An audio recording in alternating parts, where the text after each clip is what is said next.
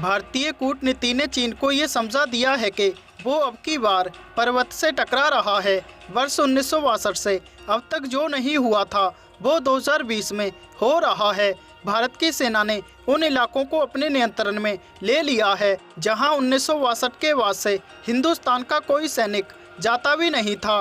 उन जगहों पर अब तिरंगा लहरा रहा है।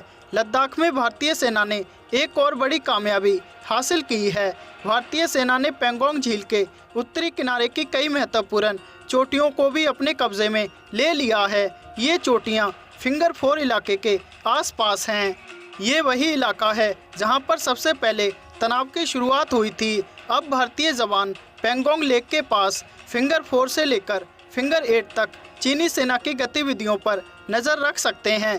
अब तक भारतीय सैनिक नीचे के इलाकों में होते थे और चीन के सैनिक ऊंचाई से उन पर नज़र रखा करते थे, लेकिन अब यहाँ तस्वीर बदल चुकी है। वर्ष 1962 की लड़ाई में चीन ने लद्दाख के पूरे अक्साई चीन इलाके और उससे लगे पूर्वी लद्दाख के बड़े इलाके की ज़मीन पर कब्जा कर लिया था। ये लगभग 40,000 वर्ग किलोमीटर का इलाका है जिसे आज चीन अपना इलाका कहता है और इस इलाके में उसकी सेना का ही कब्जा है। चीन के इस अतिक्रमण के बाद भारत और चीन के बीच एक अस्थायी रेखा खींची गई थी जिसे आज हम लाइन ऑफ एक्चुअल कंट्रोल या LAC कहते हैं। पैंगोंग लेक के करीब फिंगर 4 से फिंगर 8 तक के इलाके को लेकर भारत और चीन की सेना के बीच विवाद है।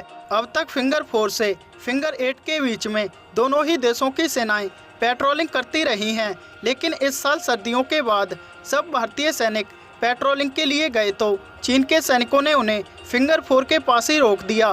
तब से भारत की सेना लगातार मांग करती रही है कि चीन के सैनिक ये इलाका खाली करके वापस फिंगर 8 तक जाएं, लेकिन चीन अब तक अड़ा हुआ है। भारत मानता है कि लाइन ऑफ एक्चुअल कंट्रोल यानी LAC फिंगर 8 तक है, जबकि चीन अब इसे फिंगर 4 के पास बता रहा है।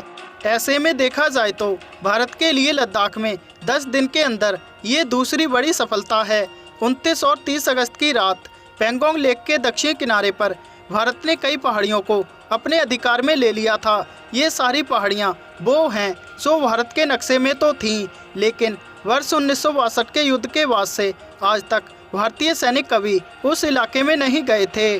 तो वहीं पिछले 10 दिन में चीन इस इलाके पर दोबारा कब्जा करने की कई कोशिशें कर चुका है, लेकिन हर बार भारतीय जवानों ने चीन की कोशिशों को असफल कर दिया है। चीन को अब इस बात का एहसास हो चुका है कि लद्दाख में वो एक पर्वत से टकरा गया है और वो पर्वत है हिंद की सेना, हिंदुस्तान की कूटनीति, जिससे चीन का पार पाना मुश्किल ही नहीं नामुमकिन है।